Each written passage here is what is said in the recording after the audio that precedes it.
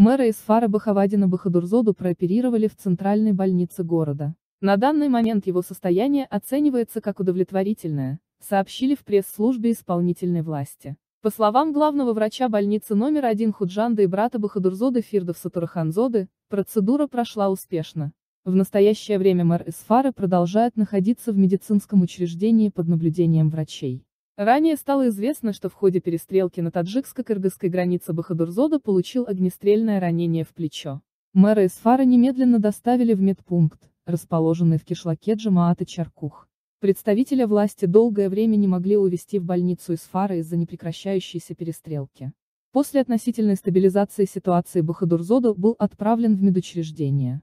Напомним, конфликт на границе Таджикистана и Кыргызстана вновь обострился из-за участка водораспределительного пункта Головной, находящегося в верховьях реки Исфара.